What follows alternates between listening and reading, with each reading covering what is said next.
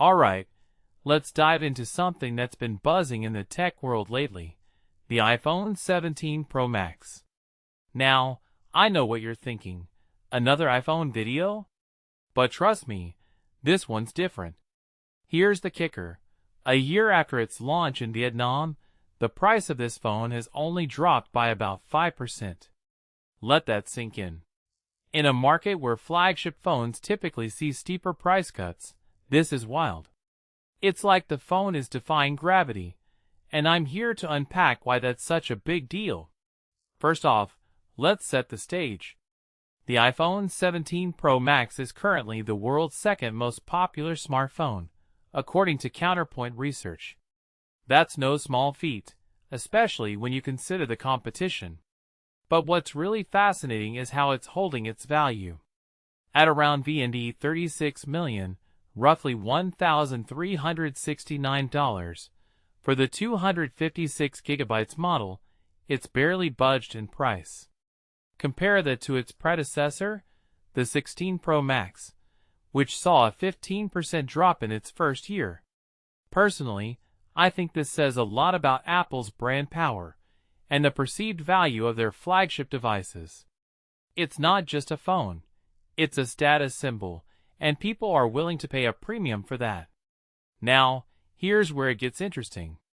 Retailers like Van T Ngoc Yen from D Dong Viet point out that the limited price drop isn't just about demand, it's also about costs. Components like DRAM memory chips and processors are pricier now, which means Apple can't afford to slash prices even if they wanted to. What many people don't realize is that the tech supply chain is still feeling the ripple effects of global disruptions. So, when you see a phone holding its value like this, it's not just about brand loyalty, it's also about the economics behind the scenes. If you take a step back and think about it, this raises a deeper question. How much of a phone's price is tied to its actual cost versus its perceived worth? Another detail I find fascinating is the steady demand for the 17 Pro Max, even with minimal discounts. Retailers are reporting sales on par with the 16 Pro Max, which is impressive.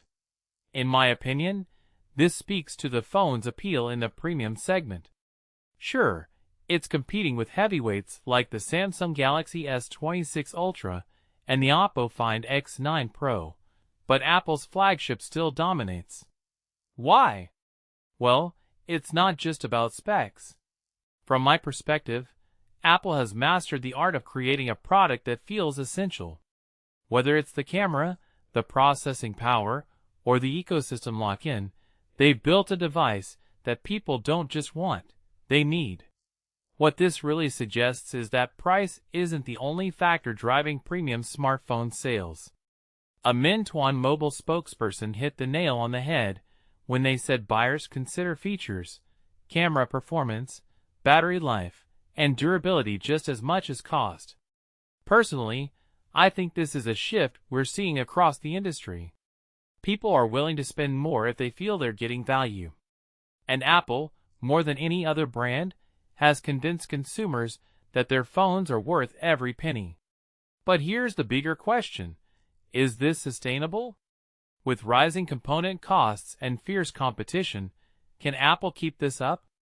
One thing that immediately stands out is how Apple has managed to maintain its premium positioning even in a market like Vietnam, where price sensitivity is high.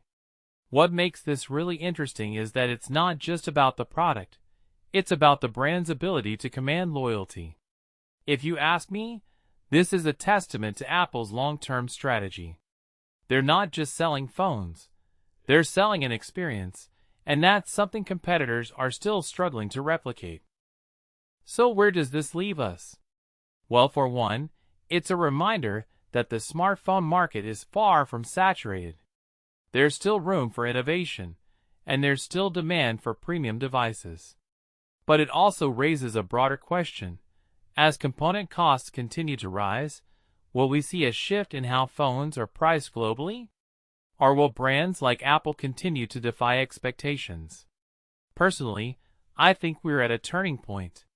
The next few years are going to be fascinating to watch, and I, for one, Can't wait to see how it all unfolds.